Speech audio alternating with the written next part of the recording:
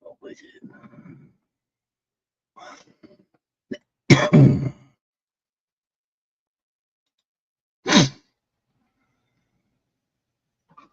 What's up, Sled? How you doing, buddy? How you doing? I'm just trying to pin this link. Good morning, sir. Good morning to you.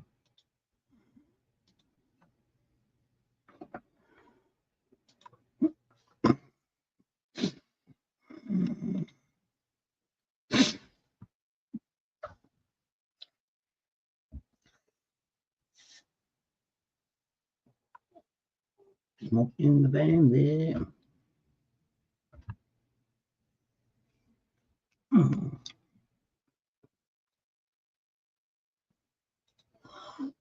What's up, Sled? How you doing, brother?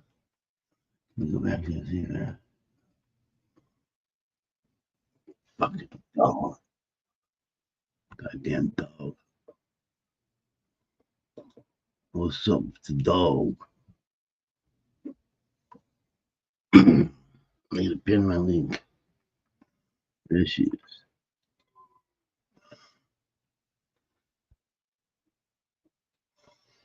There we go. Good morning, everybody.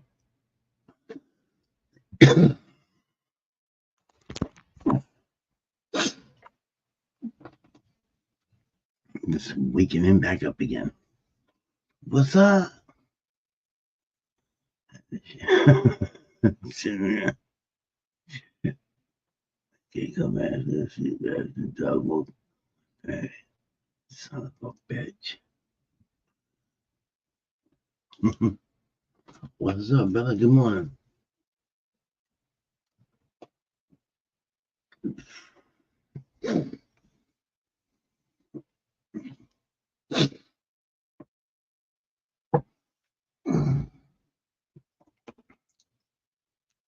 Picked up some wax.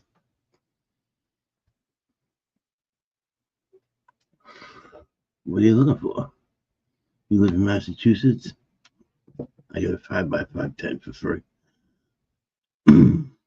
My fucking with the poles. It's an infinity tent. Nothing wrong with it. Just needs to be clean. If you live in Massachusetts, you can have the fucking thing. What's up, Tools? Yeah, the fucking I ruined it maybe 3 times. Just needs to be clean. What up, Sled? Tools? Good morning, everybody. Look at that. Yeah, sure.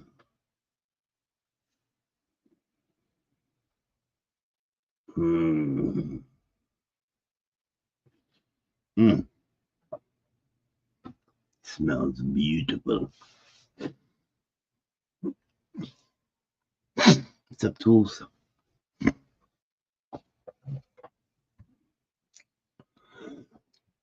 How you been? How's everybody been this morning?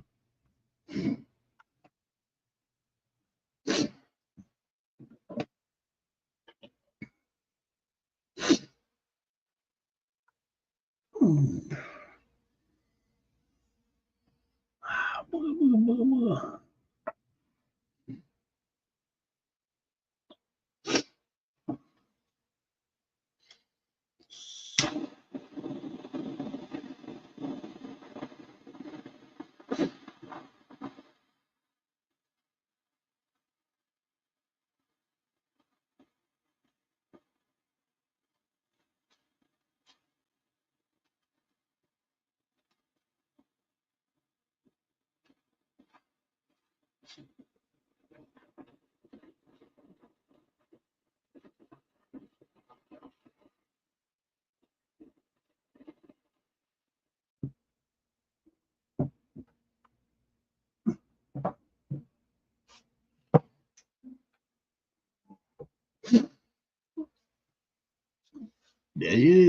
smoking. Hell yeah, tools. Now you're talking.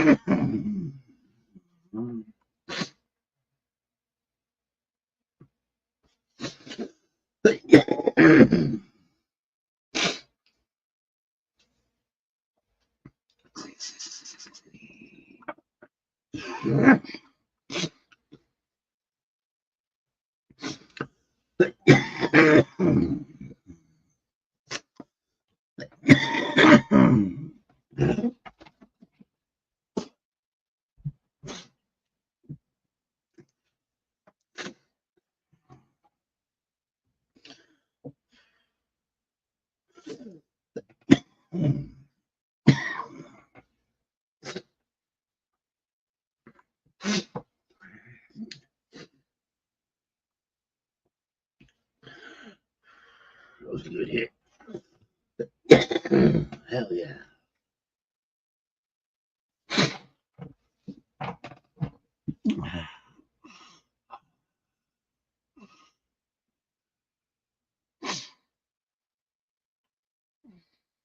Freezing.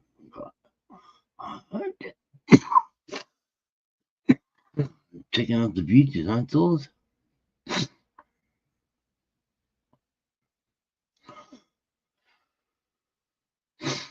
You know that.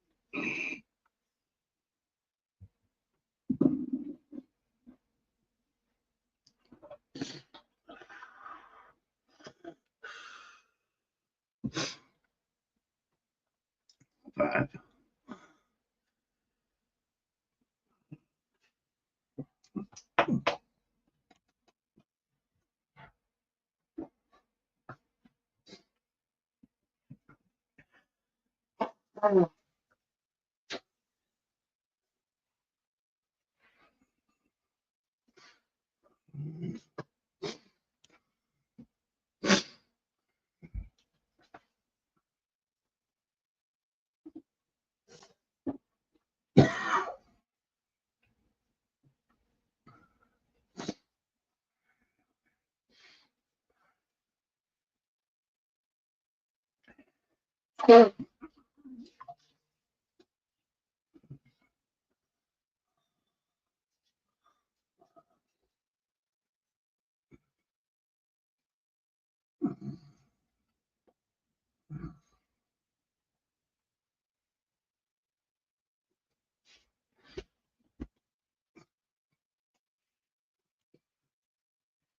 Yeah.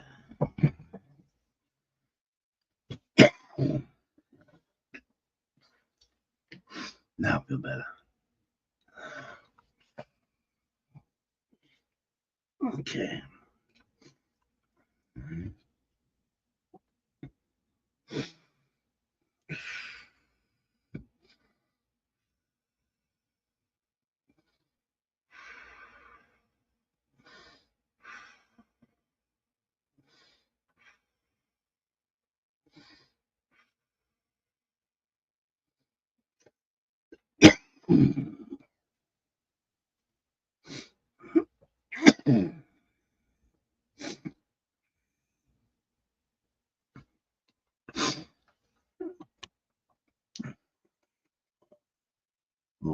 Clear smoking.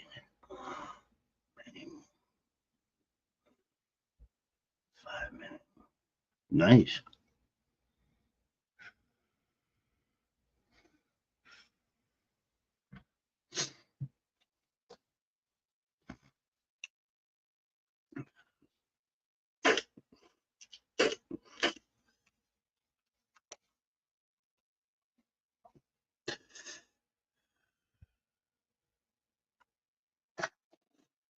Okay.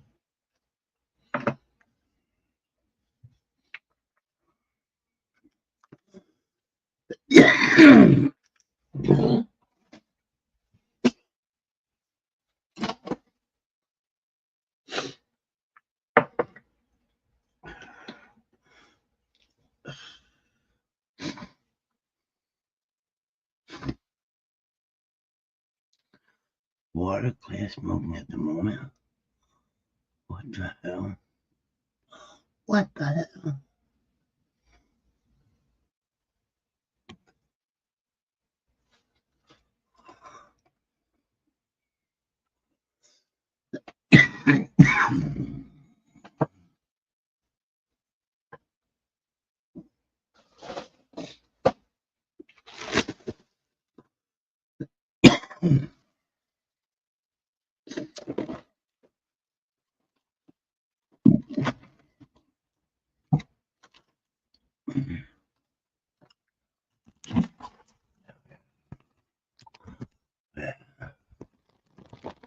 I mixed them.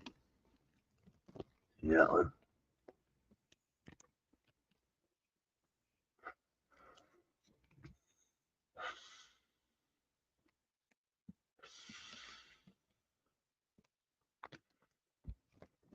One. There's a green one. The other one is brown. Brownish. See?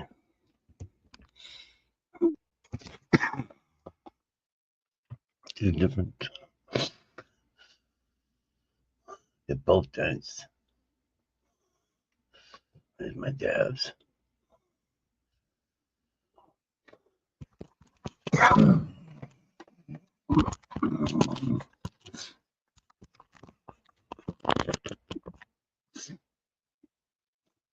Hell yeah. No. No, I haven't grown anything yet. A friend of mine.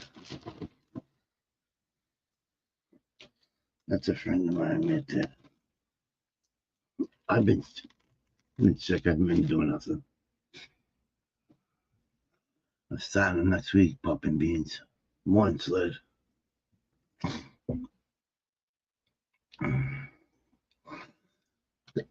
I wish my buddies. There's two in there. One is potato runt. The other one,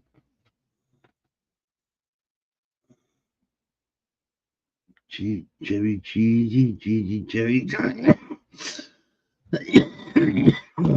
Cheesy cherry, something like that.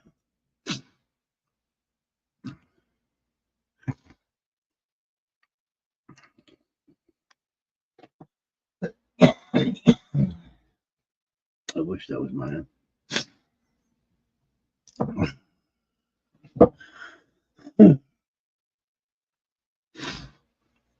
No, I start popping beans this weekend.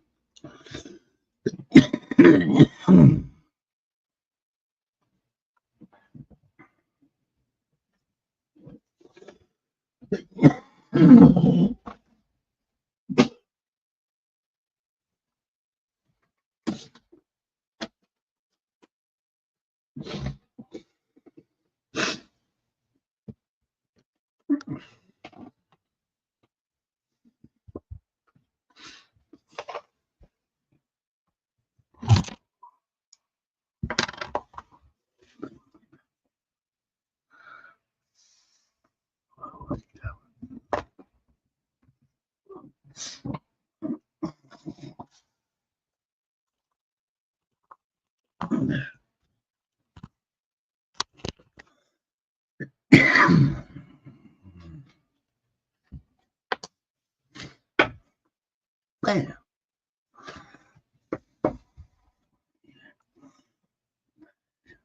Any good? Yeah, terrible. Told me over. You know what? Sounds fucked up, but that potato runt is pretty good. Gassy, earthy. Telling you, Hashi. It's good. I like it. Gives me baked. Better than the green one.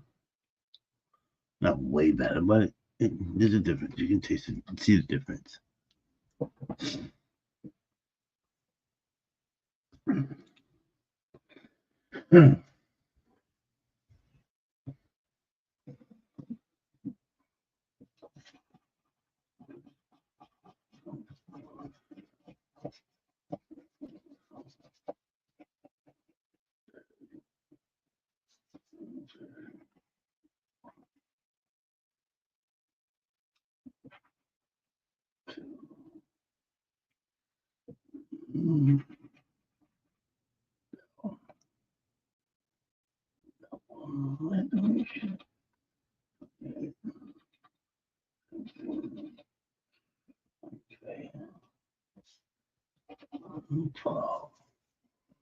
You got a bell.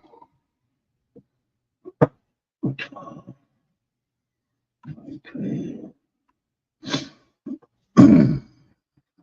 21, 15, 7, 10 left. 10 left. So that, uh,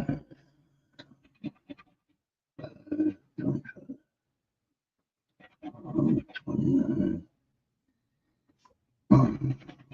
4, 14, 22, 9,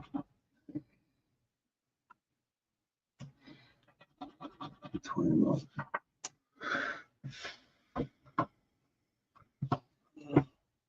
20 left.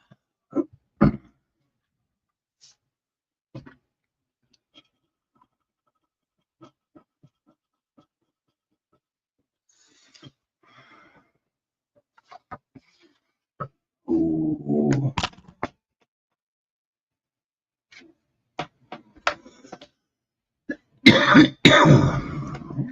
The cheesy cherry is flavorful. It is what it says. Cheesy. Cheesy. Real.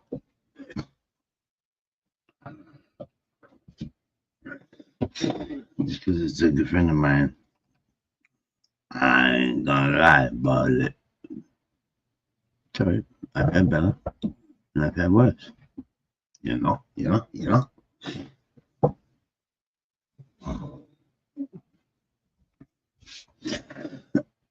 But for the price for the half a pound, couldn't pass it up. I bought two peas. Mix them. Capiche? As you can see in the bag, they're all mixed. I like it like that.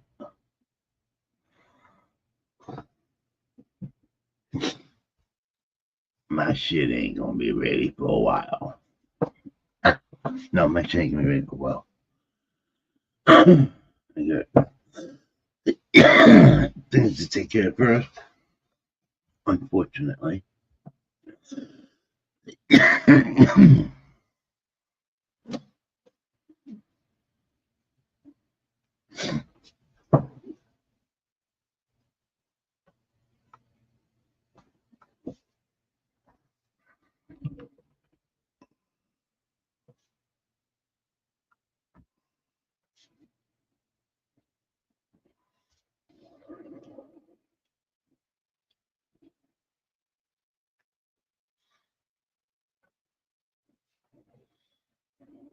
Mhm.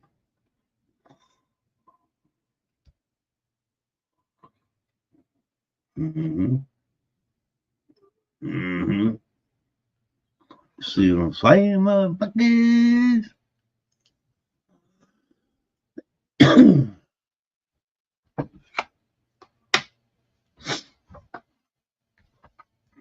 2:51 on Sunday morning.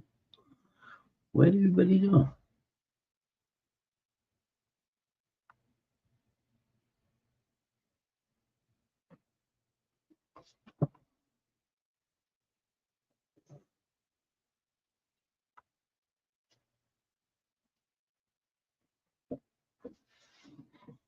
Nice.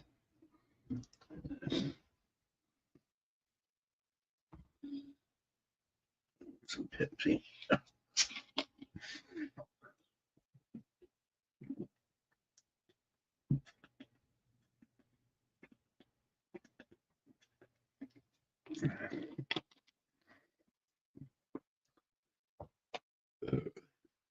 Excuse me. Oh, excuse me. I'm sorry. Excuse me. Pepsi always does it. Okay.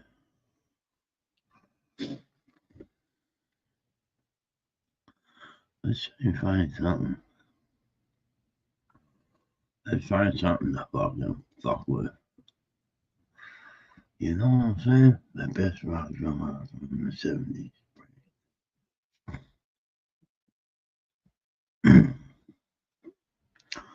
No shit. Okay. YouTube. I'm just trying to find something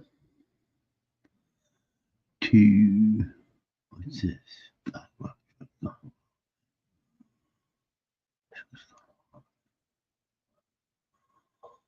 Hmm.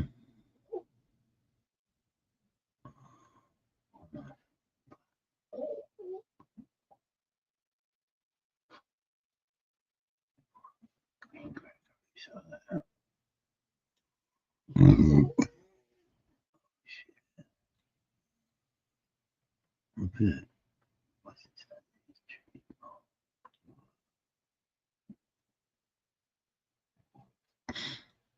Hmm.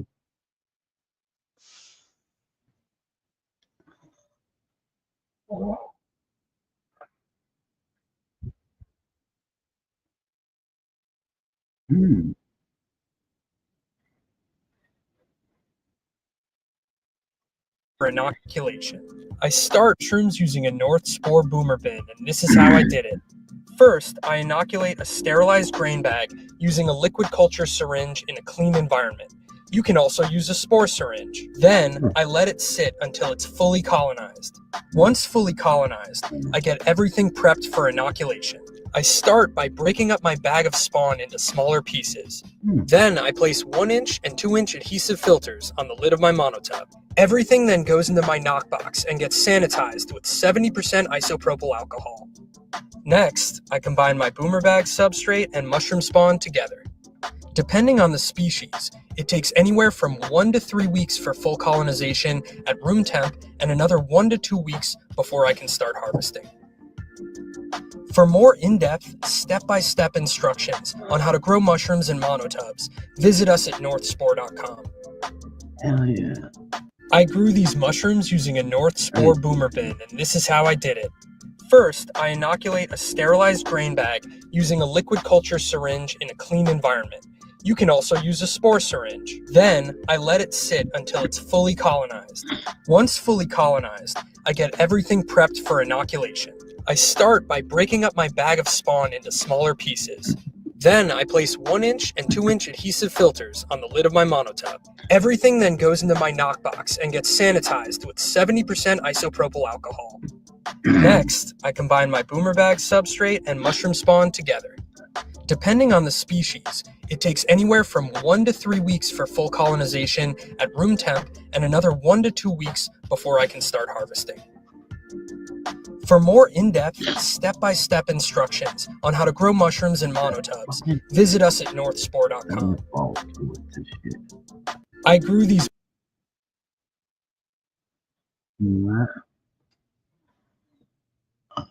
Tripping, Yes, Slim. I've been wanting to do that for a long time. Why you like them? I love them. I just can't find them. Good ones. Rigor Morris. Need the super clean. Oh yeah, for real. Yo, you in here? Need the super clean. You in there earlier, Rigor Morris? Sorry, buddy. I fell asleep. Please. Sorry, bro. We all need our sleep sometime. I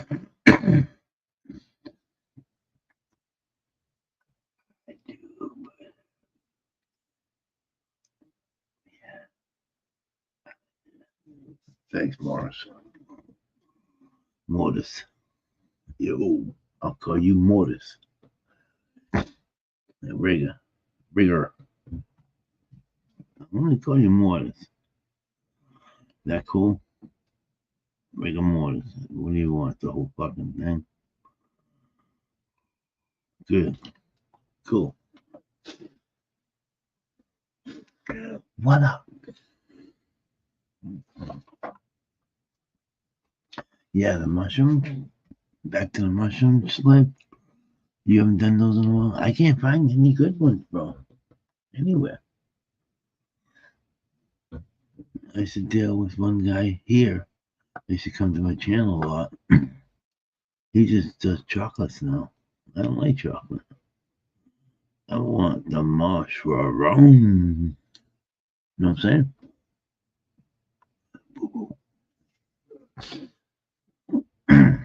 Yeah. Easy for you. What's that? Yeah, easy for you. Good. Yeah, easy for you. I can get you some. What? What you talking about, Willis? Sled. You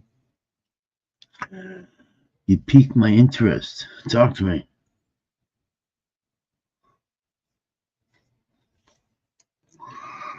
Oh, I can get you some. What kind? First of all, how much for an ounce? Second of all, I gotta see them. Saying me name? Yeah. Okay. You're saying me name. Where you from, Mortis? You from the States? Out of state? What? The ones that make you trip. Yeah, that's what I'm talking about, man. Hell yeah. I ain't talking about the ones you fucking cook. I like them too. But I'm talking about the ones that make you fucking trip. Yeah. Microdose, bro. That's all.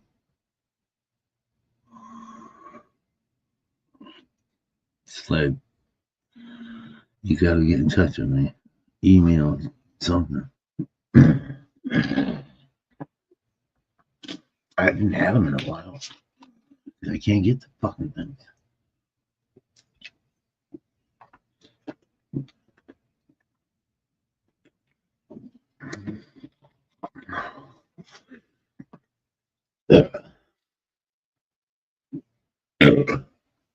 Excuse me.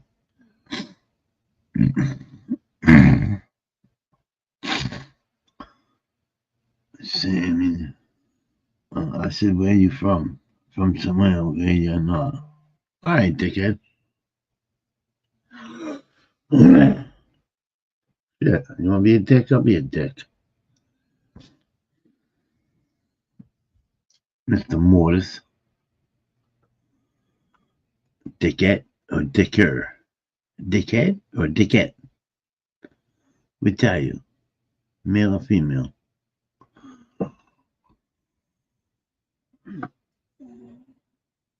From somewhere you're not. Okay. I got you.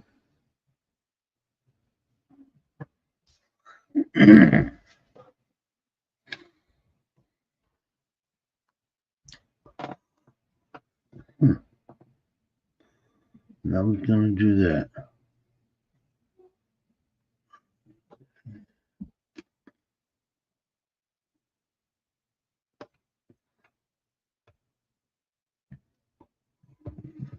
Let me talk to my little bit. Okay. But sometimes they grow, you know. You gotta have some, you know what it is.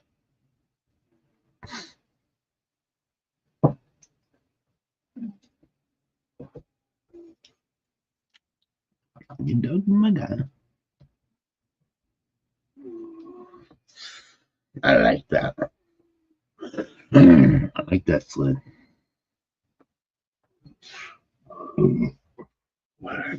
Yeah. Mortis.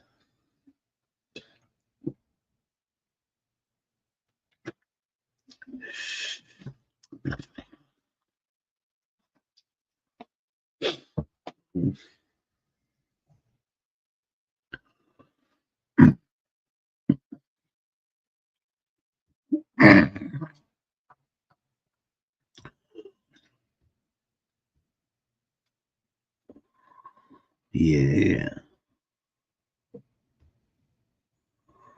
I'll sit.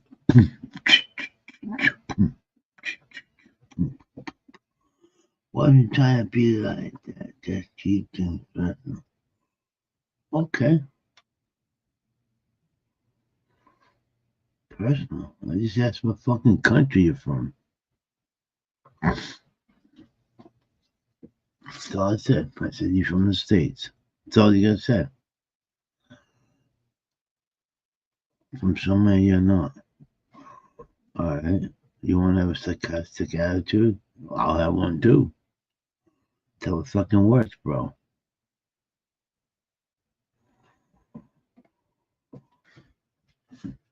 Ain't nothing personal. I live right here in Boston, Massachusetts, motherfucker.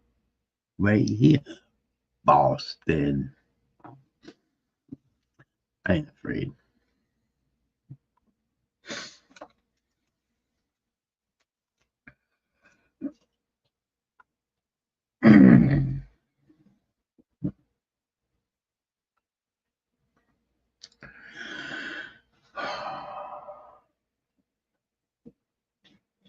Okay. We're over that. Boom, boom, boom, boom. I'm following too with the mushroom. Okay. Let's try and find something instead of sitting there fucking arguing. Let's find something else. Fucking watch. What do you think, guys? Girls? Anybody? Okay, here we go. Spores to flush Uncle Benedict. Okay. Yeah, let's try this one.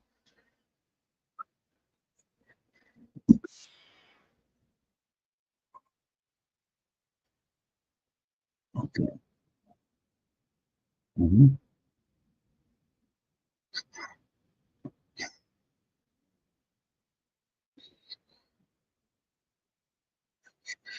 Then, mm-hmm.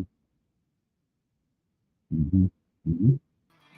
A 2018 study found that true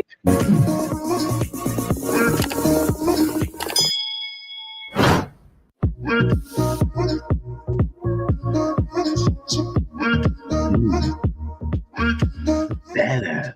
Yeah, what up, guys? Bass Drop Keys, your friendly neighborhood Negro, and a rookie mycologist. I want to welcome you all to my brand new Mushroom YouTube channel. Now, if you're watching this, that means that you probably know me from being in the 420 community. But now what I want to do is I want to teach myself how to grow mushrooms. So everything that you're going to watch on this channel is me doing it for the very first time. I've never grown mushrooms a day in my life. I've only taken mushrooms 3 times in my life, but I've been trying to teach myself the past 6 months on how to do everything. And now I think it's about time for me to jump in and give it a go. So I want to thank you guys for joining the journey with me. All this channel is is one person's journey to try to teach themselves how to grow mushrooms. The first thing that I'm doing is I'm cleaning my work area with 70% isopropyl alcohol.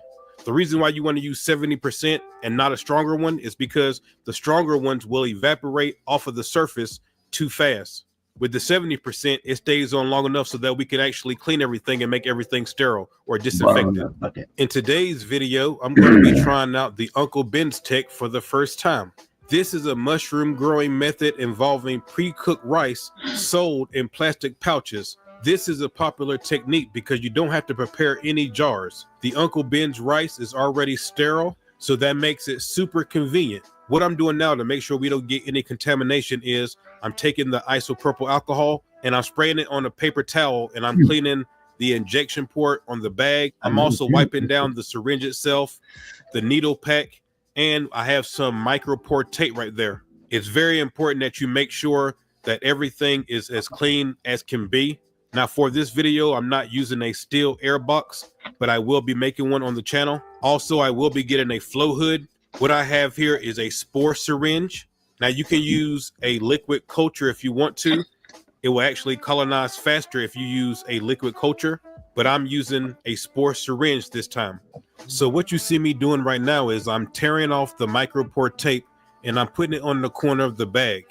Also earlier when I said injection port on the bag, I just mean where we're going to be actually sticking the syringe in. I'm saying that as an injection port, but obviously these rice bags do not have injection ports. So I've taken the micropore tape and I've put some on the corner of each bag. That way, whenever we inject it with our spores, we can put the micropore tape right over the injection site. Before I do that, I'm going to put some more isopropyl alcohol on my hands. You can never be too sterile with everything that we're doing. You can never be too sterile doing this. Also, I want to shout out the channel that I learned this Uncle Ben's tech from, 90-Second Mycology. I don't know if he's the one that came up with this, but that's the channel where I learned how to do it. So I just want to give him a shout out. Right here, what you see me doing is you see me putting on the needle. There's always going to be a sterile needle that comes with each syringe whenever you purchase it. And you saw the way that I put the needle on the syringe. I made sure that I didn't even touch the cap at all. Whenever you open up the needle, it's going to be sterile. So the first time that you use it, you don't have to worry about flame torching it or anything like that. But we are going to flame torch it every time after we inject each bag. Also, whenever you're flame torching your needle, if any of that black soot gets on your needle, that's sterile too. Don't wipe it off. You can inject inside the bag with the soot on it because that's sterile too. Whenever doing the Uncle Ben tech, they recommend 0.3 to 0.7 cc's of liquid culture or spores. So I'm going to be on the high end of that and do 0.7 to 0.8 cc's in each bag. Once I inject inside the bag, I'm going to put micropore tape over the injection port to make sure no contamination gets in that little hole we just made. Now, like I said previously, we're going to flame torch the needle in between every use. So we just used it on the first bag. It was. He's not teaching us anything. That motherfucker, that's old guy. I'll pass on that. Let's find somebody else.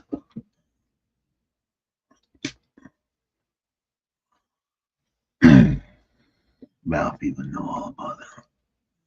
How to build a 1 or 2 step by step. This,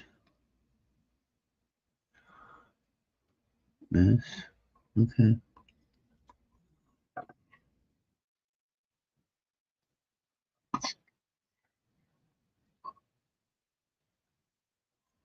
Okay.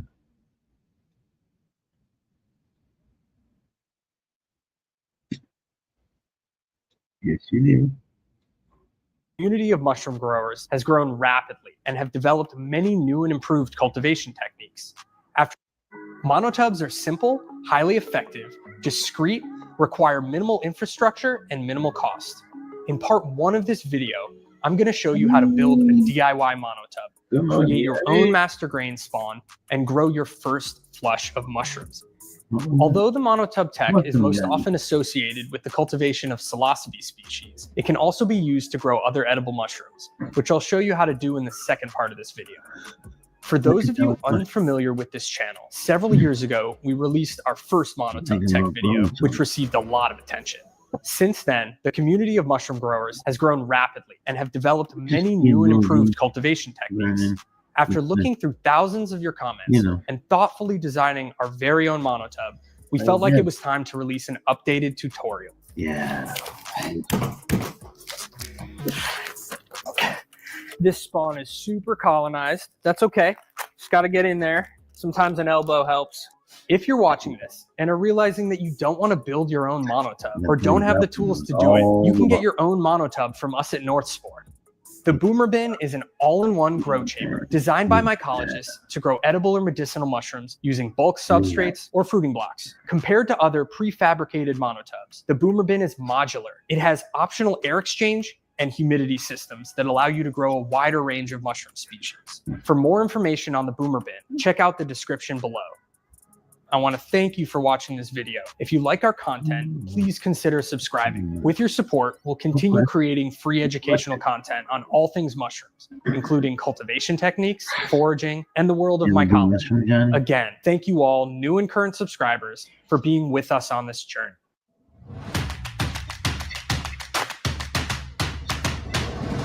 Some guy. Northern Sport. The monotub is a self-contained, all-in-one mushroom grow chamber that began as a collaborative project by shroomery.org members, working together to find a simpler method to grow bulk medicinal or edible mushrooms by improving, or rather simplifying, the already widely used double tub tech, also known as dub tub, which has been around since the 1990s. While the exact origins remain unclear, the first documented references online to the monotub tech can be traced back to 2006 through the contributions of Shroomery member Omatic. Omatic's documentation of the monotub tech laid the foundation for countless growers seeking an easier, more streamlined method for indoor mushroom cultivation. At this point, there are many, probably dozens of different documented ways to build a monotub. The technique that I'm showing you today is just what we've found to be the most versatile. However, if you understand the principles of the monotub, which I'm going to explain, you can develop your own design. The construction is pretty straightforward. Monotubs are plastic bins with ports and fresh air exchange filters that facilitate airflow while also maintaining ambient humidity levels for optimal colonization, pinning, and fruiting. To build a monotub, you're going to need a plastic tub about 64 quarts. Sterilite is a great brand for that. You'll also need 1-inch and 2-inch adhesive filters. The filters are sized to the holes, so they're going to be a little larger so they can fit around the rim. You'll also need a power drill, and you want to use a small bit to drill pilot holes. It makes the whole process smoother and reduces cracking. You're going to need a 1-inch and 2-inch hole saw bit. You're also going to need an X-Acto knife to clean up those holes. There's often burrs around the edges after making those cuts, and you want the filter patches to lay flat. You'll need a measuring tape and a marker. I'm going to be drilling a total of 6 2-inch holes around the perimeter of this tub.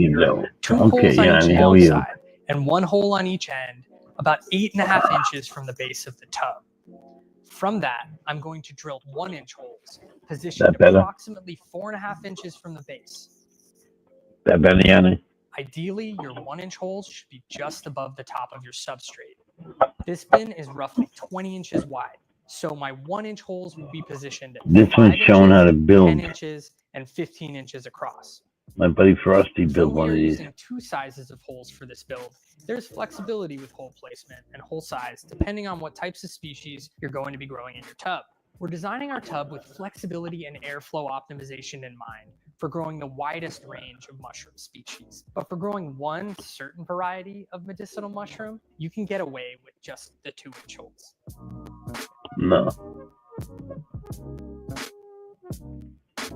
Okay. These lower holes on the edge here should be evenly spaced. It's going to be different depending on the type of tub that you're using. Remember, it doesn't need to be super exact. That's not critical. Super exact. How you been, Yanni? Can you hear me good? should I turn the volume down on the I video? just marked every hole for our Turn the monotub. volume It's all down. ready to go for me to use our pilot bit here to make the holes.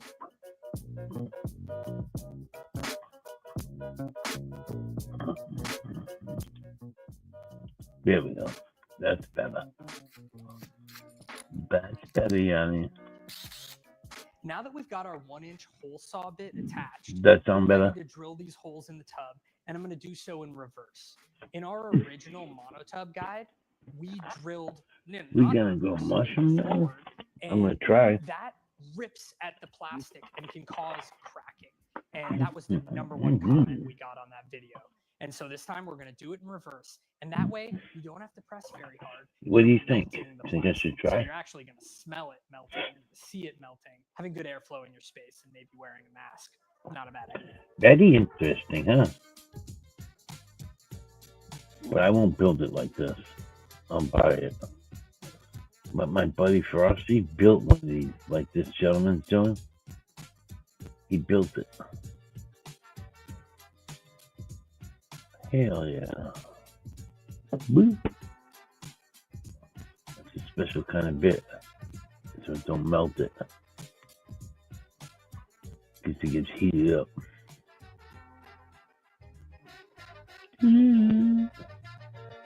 No, it's tricky. Our monotub is looking good. We made our holes and they're nice and cleaned up.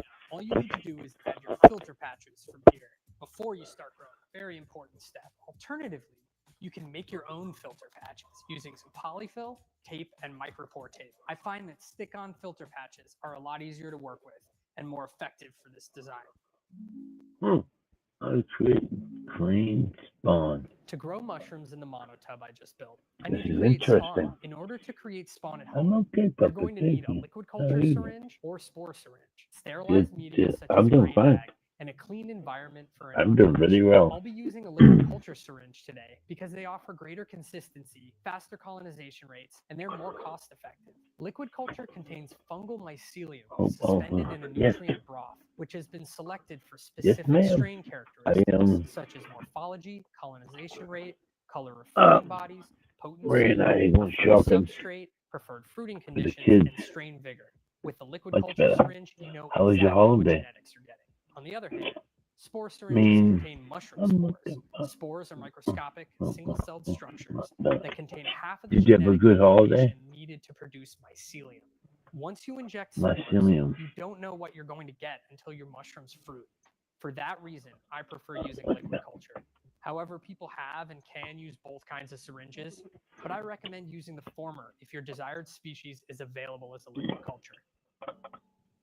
One way Maybe to get a I lot go more use out of try a single Tupac. spore or Maybe liquid I culture go try syringe is to Papa. use a liquid culture kit It like the one does made by us. not It either stink. allows you to turn a The single spore mushrooms? syringe No, they into a don't full stink. 300 milliliters of liquid culture, a 30x increase on Nope. that one syringe, or expand a If single you like liquid mushrooms, culture syringe into even more liquid culture. You only then have to inject a tiny bit, bro, maybe 1 I to 2 would. cc's, I'm and it will be thinking ready about in it. just a couple weeks.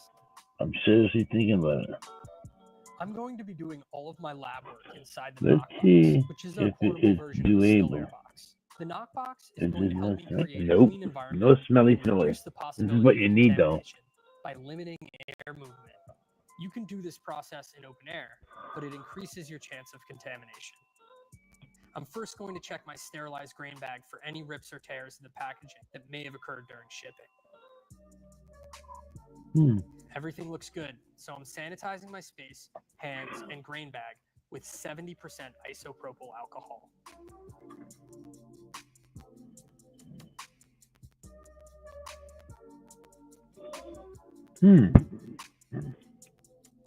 Here's my liquid culture syringe. I'm using a fresh needle, so it doesn't require further sterilization. However, if you're using one needle for multiple bags, you'll want to clean it between uses. This bag is around 3 pounds, so I recommend injecting between 2.5 and 5 cc's of liquid culture. This is ready for incubation. It will take a few weeks before I start to see some mycelium. We inoculated That's this all you bag need? about a month ago so that we could show you what partial colonization Let's looks like. see if it does. This bag has spread about 2 or 3 inches from the injection port At this point, things start to slow down quite a bit unless you break the bag up and distribute that colonized grain throughout the bag. From there, it will recolonize very quickly, and that usually only takes a couple weeks.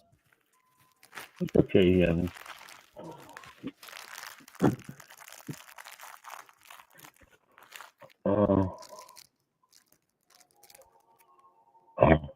Yeah, wait for the how to make it liner.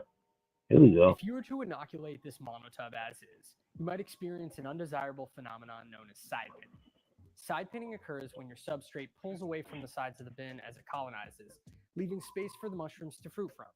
This area typically provides the perfect level of humidity to initiate fruiting. There are a few issues with side pinning. As your mushrooms mature, they will be difficult to harvest, become particularly dirty with substrate or casing, or stop growing altogether due to low oxygen levels and space. One way to avoid this situation is to use a liner. This goes at the base of your tub and contains all of your substrate. I used 3.5 mil plastic sheeting to make this one. Liners are completely optional, but the addition of one I'm with you now. ease harvesting and it Yeah, totally looks easy, huh, Johnny? Making a liner is fairly simple. For this one, I cut a square of plastic sheeting and measured it 3 to 4 inches away from the base of the tub.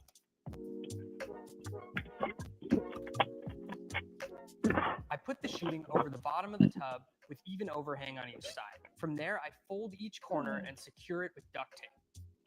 Huh. Yeah, but you gotta fucking clean it.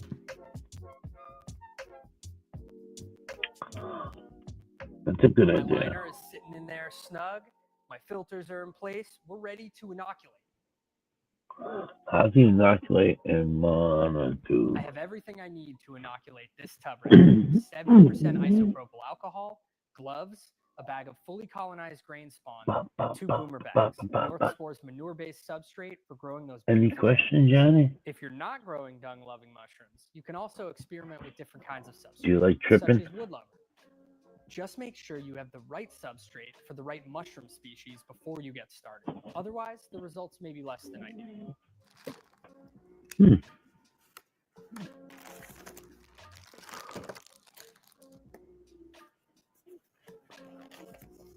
I'm at a stage where I want to sanitize my space. 70% alcohol is the best thing for that. I'm going to spray my hands down well, and I'm going to spray my table down. So my workspace is a little bit cleaner. As you can see, we're doing this in open air. You want to try and do it in the cleanest place you have available to you. A small room with minimal airflow is great. If you've got a knockbox, even better. Yeah. First things first, we've got our boomer material here. This is That's clever. bag. It is, isn't it? And we just want it nice and loose for when we pour it into the tub. This is just sterile material. There's no mycelium holding it together. So that should be good. That's like dirt, kind of like Yanni. Do the same thing. I forget what you call it. But the other bag, that bag right there, is the mushrooms. Hard. Watch. This spawn is super colonized. That's okay. Just got to get in there. Sometimes an elbow helps. Just be careful not to break the bag.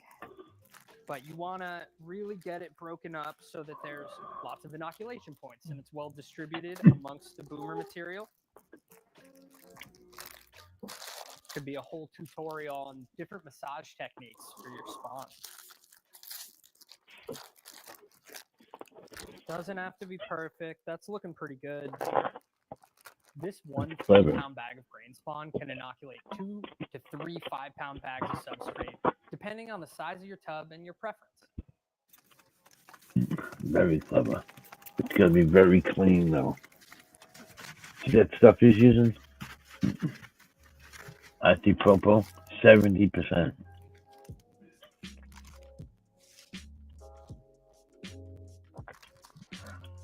There's the mushrooms. Hell yeah. I'm getting the mixture as even as possible, breaking up any chunks and making a flat surface.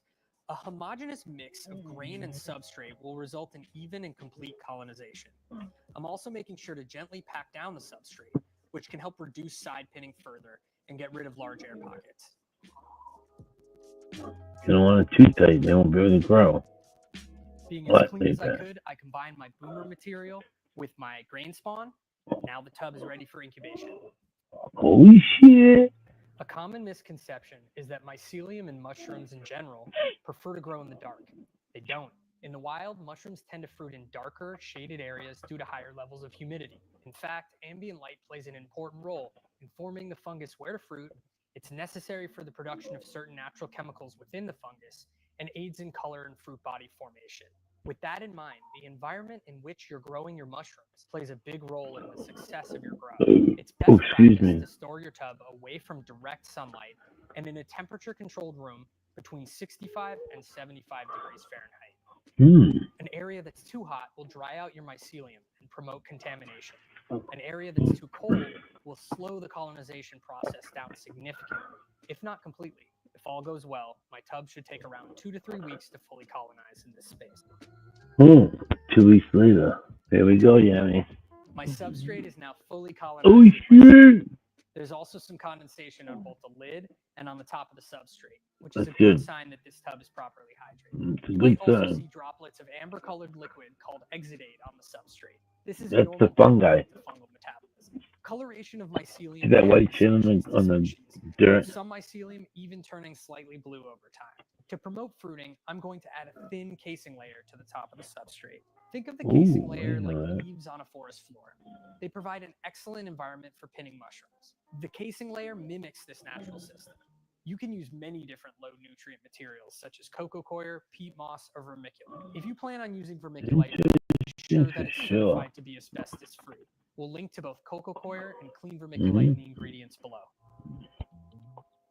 Today I'm using coco coir for my casing layer. For rehydration, I'm going to bring a total of 2 liters of water to boil. 2 liters. 7. Hot water will expand the coir instantaneously. Make sure the water is coming in direct contact with dry coir as you pour.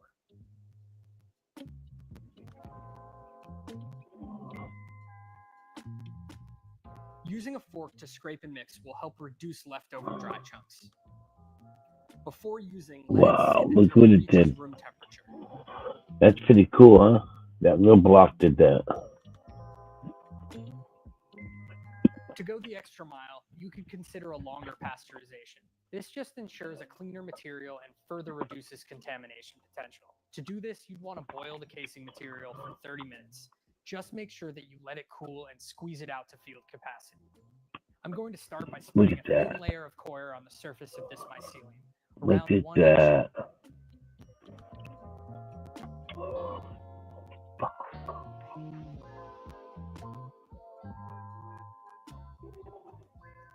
If in a couple of weeks you're still not seeing any pins, your mycelium might require an environmental change, such as additional moisture or a change in temperature. I made a secondary tub with a boomer bin that's already started to pin. It's in the time-lapse tent now so we can watch our mushrooms grow. Look at that.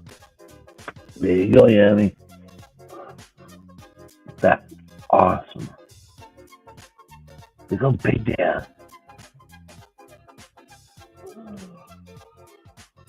Yeah. That is an excellent flush. Almost the canopy. These mushrooms are just about perfect for harvest. Some are further along than others. As a general rule, you want to harvest your mushrooms before the caps flatten out. Often once they get to that flat stage, they'll release a bunch of spores. And that typically just means you'll get less shelf life out of your mushrooms. The texture starts to suffer and they have a better density when they're a little bit younger. These could have been harvested Gotcha. yesterday. Okay. Some of them could be harvested tomorrow. Just remember that doesn't apply to things like lion's mane because it doesn't have a cap. But this species, very, very happy. So I'm going to go ahead and harvest. We have our open L knife here to do so. This is a great knife. Really simple locking mechanism here. Make sure that when you open it, that's locked so that when you push down, the knife can flop back onto your hand. There's a brush at the end. It's really, really nice for getting rid of excess substrate. Why bring that with you, you know? So I'm going to harvest. I'm going to trim on this paper towel here. And then we have a scale so we can weigh what we've harvested. I'm going to start by taking them out as clusters. Look at Look that. at that Yeah. first one. Isn't that fucking cool? Stick it in there. Another thing to think about, you can cook your mushrooms, but a lot of times you're going to dry your mushrooms and you'll Yeah. get about 10% at the end of that. So 90% of the weight of these mushrooms is water. Sometimes you can even just do like partial harvest because there's a lot of babies. There's like a whole understory. You can just let them go until that's done. Some people would be a little bit more discerning about how they're cutting these. I'm leaving a bunch of stem and that's valuable, but I don't worry too much about that. I harvested everything but some tiny little guys in here. We have about 1.5 pounds. Look at that beautiful bin. So now what? You can put them in the fridge in a bin like this. You can take some parchment paper, put it on top, and that will keep them pretty well. Another thing to do is to put them in a paper bag. So a paper bag in the fridge really is sort of the gold standard. For long-term storage, though, you'll want to dry them. Investing in a dehydrator isn't a huge investment. You can get them for like $50 and it's worth it. Desiccant packets are a really, really useful thing as well. Put them in a mason jar or even a plastic bag and just have that desiccant packet in there and your mushrooms will last for a very long time. Stable temperatures, out of direct sunlight. For the second flush, all I'm going to do is really give the top of the cake a good heavy misting. And then I'm going to close it up again and wait. And that's it. It's a reflush. Especially for subsequent flushes beyond the second, will choose to dunk the cake. They may dump a bunch of water in and float the cake. They may even inject water into the cake. You just don't want it swimming. You don't want pools of water. You're just trying to rehydrate. It can take a while for a cake like this to really absorb the water. So remember, give it some time, maybe a couple hours. If the environment and conditions are good, you're going to get a lot more mushrooms out of a monotub like this. Yeah. Thank you for watching this video. It was a blast to make. This concludes part 1 of the monotub video. Feel free What do you to let think, us know what Yanni? you think in the comments. Stick around for Beautiful. part 2, where we'll dive into automating That's monotubs very to nice. expand the number of compatible mushroom species. Also, special thanks to David from Eden Shrooms and our awesome content team here at NoSport. See you in the next video. That's awesome. What do you think, Yanni? Like my Christmas lights? See my Christmas lights behind me? Yeah.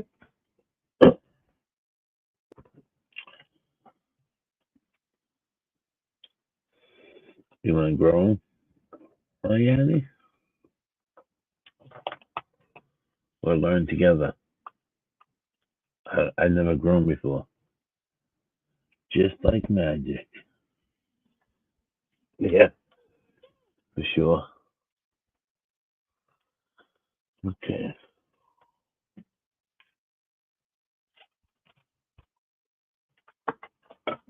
Uh-oh.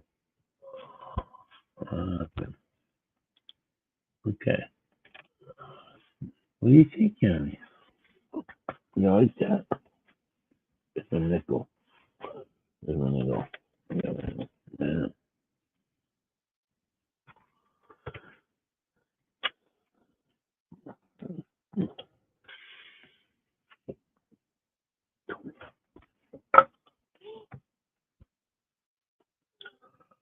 Yeah.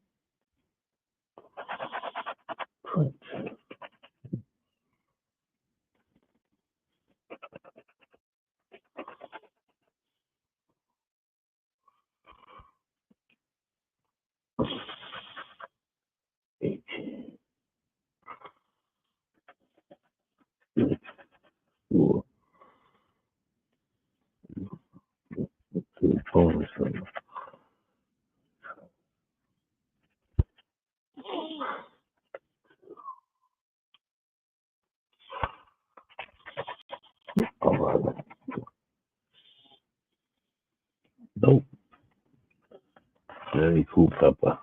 You wanna watch some more?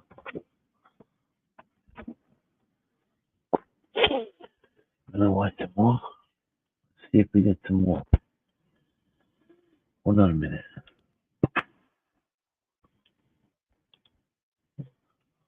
Let's see if we have any more. Okay. Okay, how to make 1 or 2 Pro mushrooms. Indoor, you complete. What's this? Bro, you made me. Why you have math? Yeah, you know what? Fucking math. So ready, punks. Okay, let's try this one, Yanni. Let's try this one, Yanni.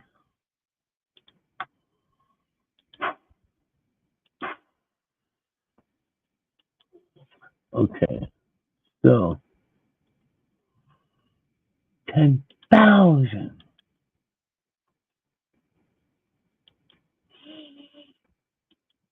Procedure is safe. And this procedure was made affordable because of our range of different payment plans.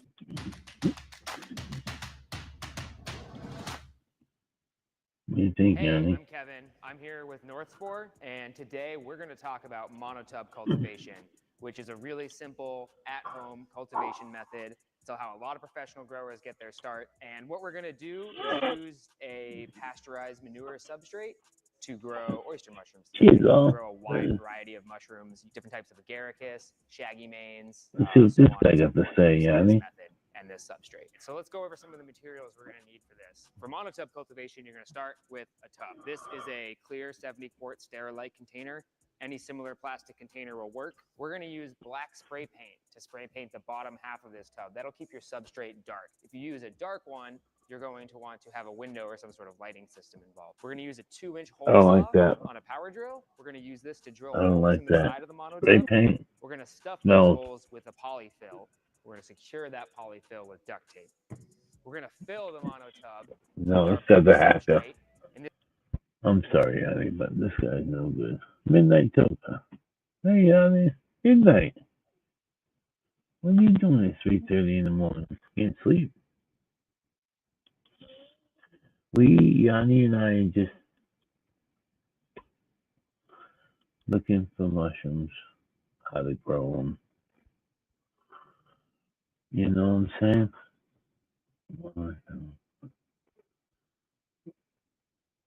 Magic Grow Kits. Let's see what this motherfucker got to say.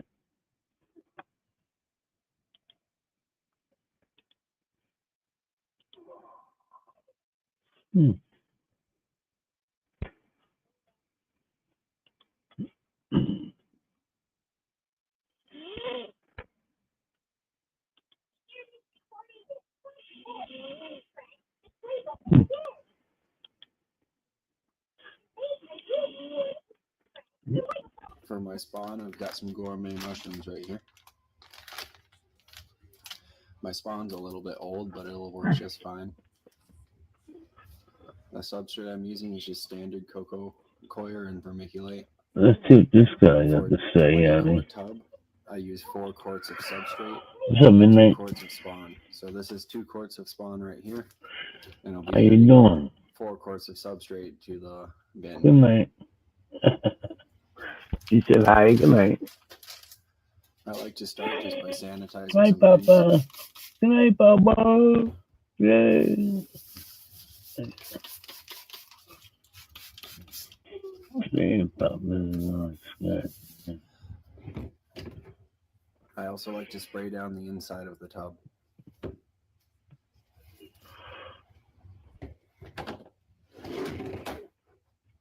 So I've got this nice little scoop.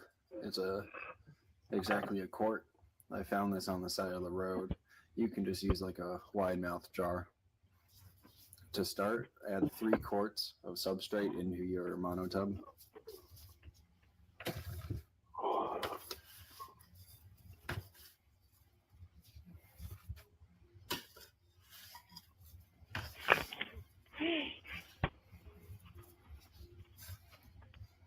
And then go ahead and grab a 4th quart.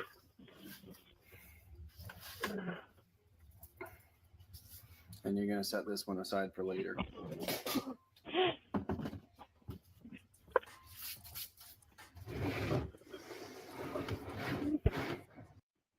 I had no idea that What there the were other fuck? people like me out there living their lives. Ask your healthcare provider if Biktarvy is right for you, and visit Biktarvy.com to view the important facts, including important warnings. Big time. Do you hear that? What the fuck? The pure panic of a cyber attack. The endless alerts of component failure and power loss.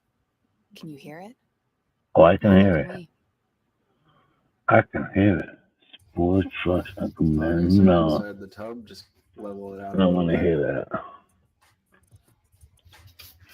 I don't want to hear that. And you want to grab your spawn. I'm to behind in this life. What happened, honey? It could be me, honey. Sorry.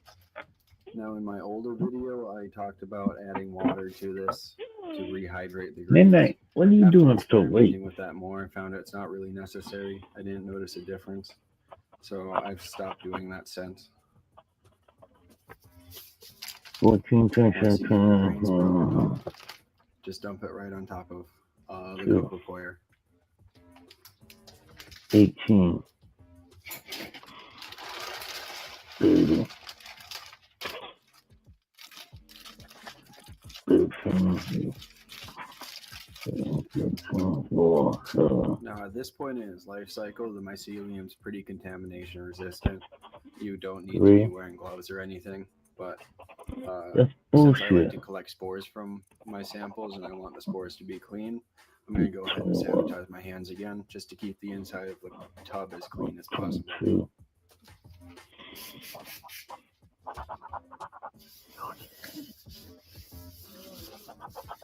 All right, and you're going to want to let your hands fully dry before you touch your mycelium, or the alcohol can damage I don't like this shit. He's doing what the fuck he's talking about. Okay, now, so we've got Sorry, 3 but this quarts kid. of substrate and 2 quarts of grain inside of Yanni? the tub right now. Hi, Yanni. All I do at this stage is I mix it as thorough. You with me now? I hope I'm with you now. Yeah, that kid's stuck on his ass. Okay. 26.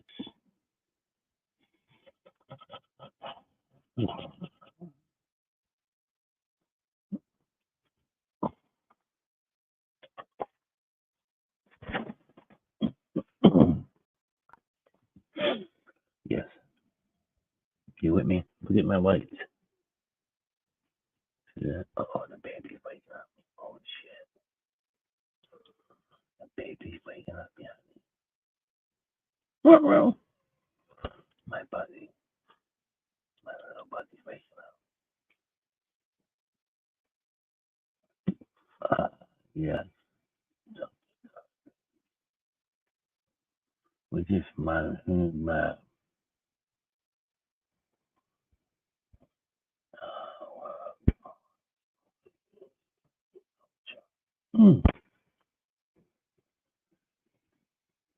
Let's see. Russian, Bobo. Yield bands. That's yield bands. That much chamber. Let's try this one, Natalie. Let's try this one, young lady.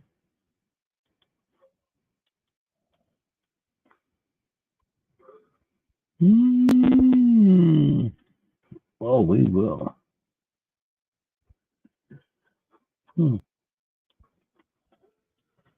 Oops.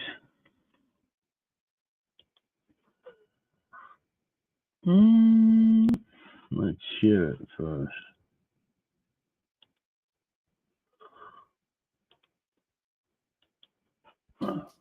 Early stages.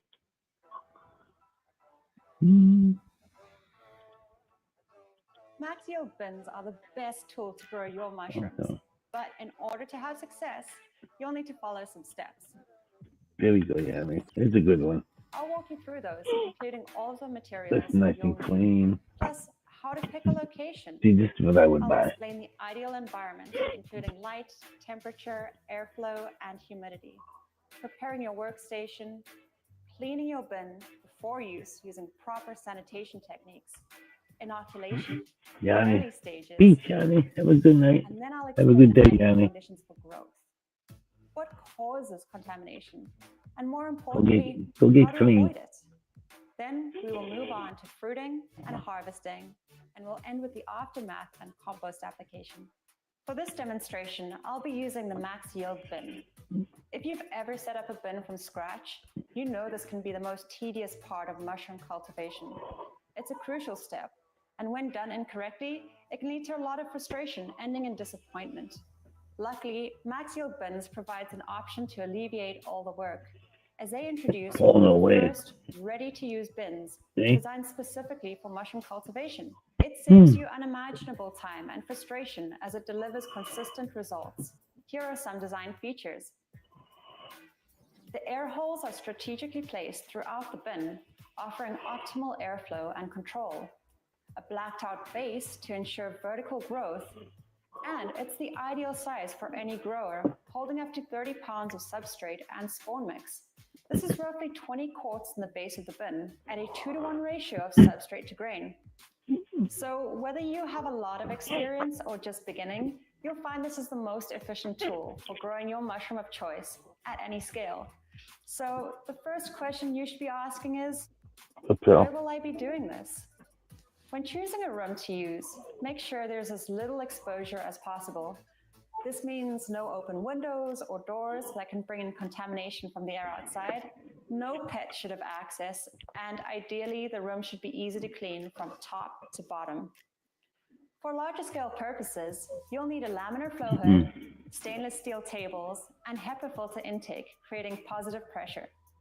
The better set up you are for being clean and filtering air, the lower the risk of contamination. Here's a list of things that you're going to need. Your Max Yield bin, spawn and substrate, Lysol, 70% Isol in a spray bottle, some paper towel, a knife, blade, or scalpel, and then some tape to seal, and some microporous tape to breathe. Additional stuff on your wish list should be a torch or lighter to sterilize the blade, a laminar flow hood, and a positive pressure room with HEPA filter intake. This is used to clear lingering chemical odors, keeping out dust and any other possible contaminants. Okay, preparing your workstation. What do you need to know? When preparing your setup before inoculation, disinfect all the surfaces with Lysol or 70% alcohol, allowing the chemical to sit on surfaces when cleaning. It's highly recommended that you use 70% alcohol and not a higher concentration as it evaporates before disinfecting the surface. Now let's clean your work table and all the required tools and materials before starting. After your location is clean and ready for use, prepare your own hygiene by having a good shower, wearing clean clothes, and if you have long hair, tie it back. When entering the room, use hand sanitizer for hands, wrists, and arms, then put on gloves and a mask. Use a clean and dedicated pair of shoes, for example, Crocs. Cleaning your bin before use and proper sanitation is vital to your success. There is no need to rush. You may only clean 10 to 20 bins per hour, and that's okay. Take your time and do not cut corners. Use Lysol and alcohol liberally, cleaning both the inside and outside of the bin, letting the chemicals sit for a couple of minutes before wiping the entire bin inside out with a paper towel, which not only acts to spread the alcohol or Lysol around, but also removes dust and debris. Then afterwards, when the Lysol has dried, repeat the same process. Spray, soak, wipe with 70% ISO, and it will evaporate much quicker. After it evaporates, the bin will be clean. So with cleaning out of the way, we can now prep the bin holes by adding sealing tape. Let me bring him over here. This reduces airflow, allows gas exchange, holds in the moisture during colonization, and prevents contaminants from coming into the bin. Green painter's tape works too because it's easy to remove. What's up, buddy? You can clean your bin first and then move to inoculation to streamline the process. but it's always best to make sure the cleaned bins are used right away on the same day to make sure they are still sterile by the time you're ready to use them. Inoculation. It is important to always sanitize between each step. Spray ISO on your gloves between creating new bins. Spray your work table every hour at least. And also, feel free to wipe out the bins with ISO and paper towel, getting them clean before you start. Now that your bin is sanitized and ready, place it on your work table or in front of your flow hood. Out here, sunrise only means one thing. It's time to go get the job done right with hard-working, easy-to-operate Kubota equipment. Built right, built ready. Store closes in 5. We just need to grab a few more gifts. Jackpot. That's the one. Okay, let's go. JJ, what? Hey, I made my family disappear. Yeah. Sorry, guys. I'm just sitting there having the best night of my life. Oh, what's this? It's a beaut, Jade. It's a beaut. Get in the car, boy. When holiday shopping ends, Disney Plus streaming begins. We will get the spawn and substrate ready by spraying the outside of it with ISO and giving it a good wipe. For the spawn bag, you can gently break up the blocks of mycelia so that the grains are independent and not clumped up. Then you can spray your knife or scalpel blade with ISO, or you can use flame until the metal is red hot. Slice a small opening into the corner of your spawn bag and keep it right in front of the flow. Slice the entire top of the substrate bag and add about a fifth or a quarter of your substrate to the bottom of the bin, spreading it out evenly and breaking up any clumps. You want a coach? From here on, we will be layering Oh, spawn but and substrate. he can. He's good in his hands. Each layer should be even and flat to All allow right, but he's good in his hands. colonization, as well as consistent and even thinning and fruiting. The next layer would then be spawn, then sub, What do you then think? spawn, etc., until ending with substrate. It's important to use enough substrate on the top and bottom layer to completely cover He any wants to grains wake so up. they are not exposed in the end. He wants to wake up. Add the lid and move on to the next step. Don't open the lid unless you really need to. A casing layer is not needed when using the max yield bin. The max yield bin retains moisture, so you don't need a casing layer. It prevents contamination through these air holes, which you'll be taping up, so you can have your substrate without any additional costs. What are the ideal conditions for growth? Well, depending on the type of species that you're hoping to grow, you'll need different environments. Colonization is typically done at 22 to 24 degrees Celsius. The inside of the bin should be at about 90% humidity, which is regulated by substrate moisture and ambient growing room conditions. This can take from about 10 to 14 days, but you'll know it's finished when the mycelia fully takes over the substrate, and sometimes little mushrooms called primordia will form. At this point, we'll switch the tape for a microporous tape, a medical style tape that allows higher airflow, which will help the bin transition to a fruiting period. Over the next 4 to 6 weeks, your mushrooms will be ready to harvest. What are some of the common causes of contamination and how can you avoid it? Well, contamination is in the air all around you. You're going to have it coming through windows, through doors.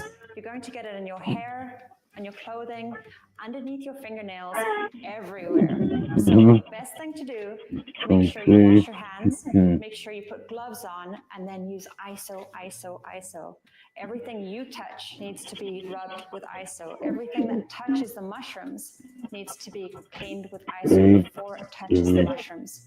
So just make sure that whatever is touching the mushrooms is clean and whatever you're touching is clean. Some of the possible contaminants that we find are trichoderma and bacteria.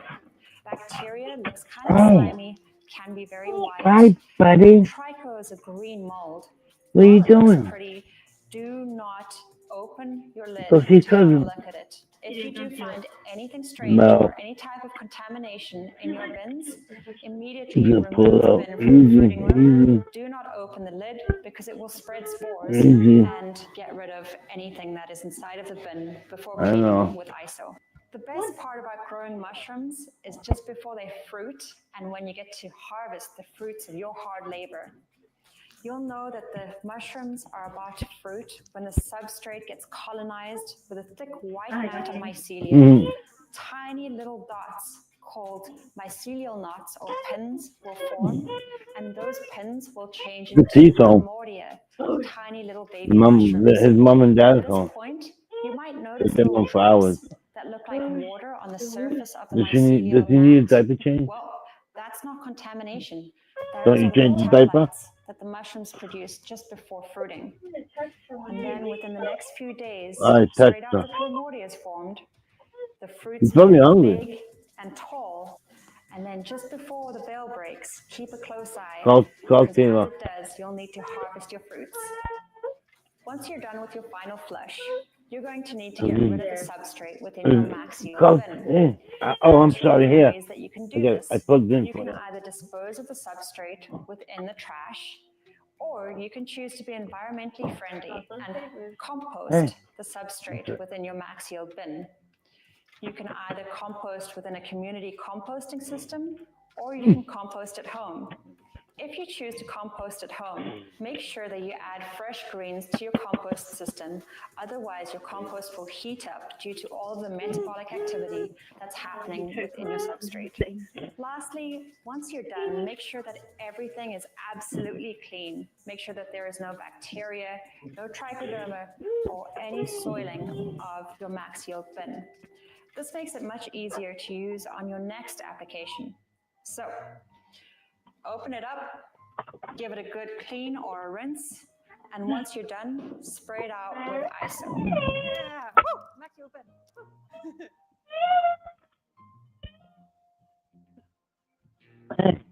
TJ.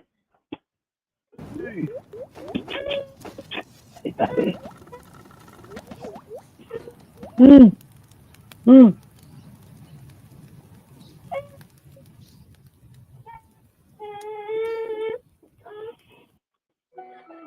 Well done, Viv. You pulled off a great party. Now here's a nice surprise for you. Aspen Dental provides complete, affordable care. Dentists, specialists, and labs in one place. It's one more way Aspen Dental is in your corner.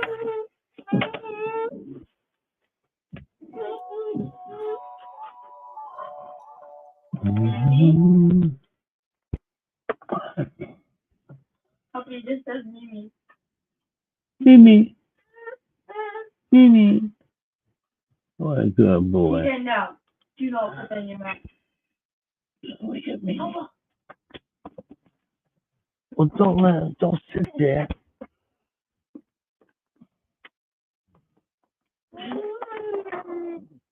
Yum yum.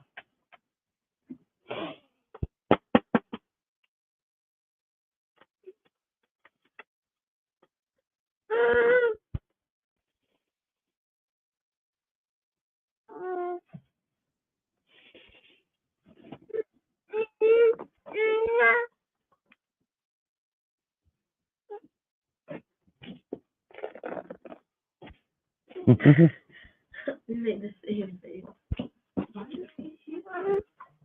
Yes, if you could sleep here. And I can't listen when He was sleeping in.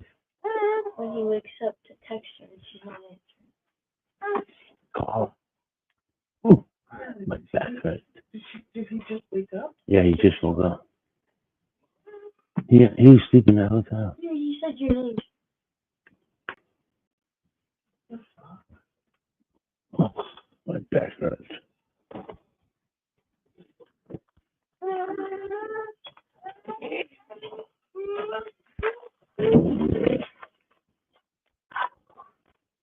That's it. Okay.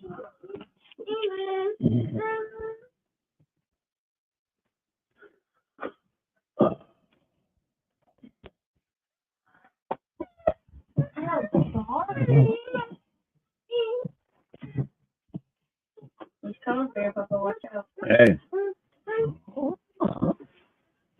Call Kayla. Call her, text her again or something. We ain't got room for him up here. Huh?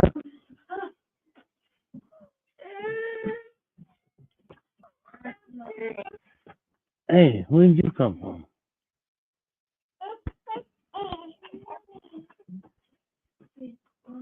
There's no binky in there.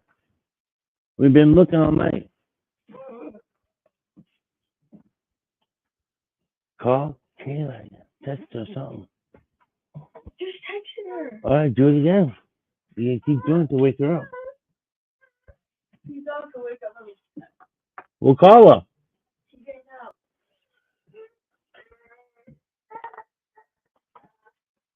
Or just bring the baby down there. Jump.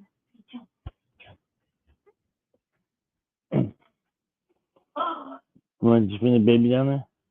You can. No, I can't walk all the way down there.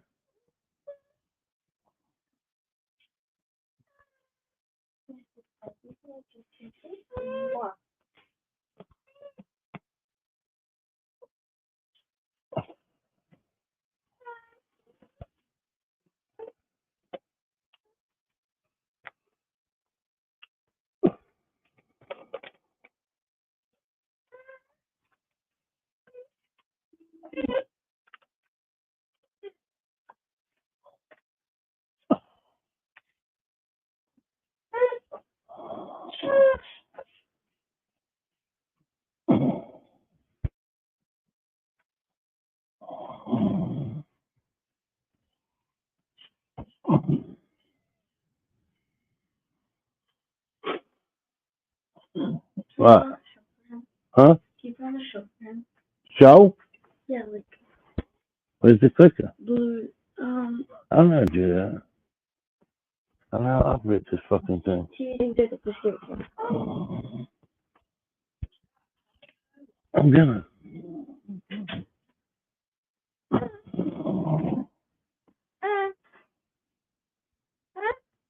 Huh? It's okay.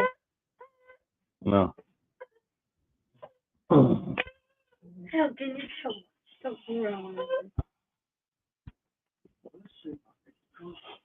Oh, I want to go to bed. This is crazy, dude. Yeah. This is insane. This is why I say no. Take advantage. Wait, I'm calling Tyler.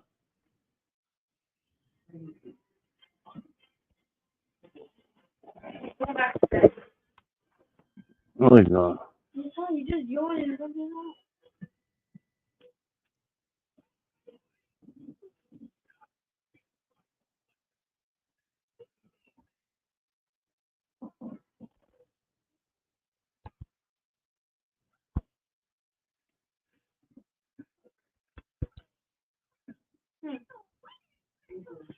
I have to. No answer. Oh. I know. Oh.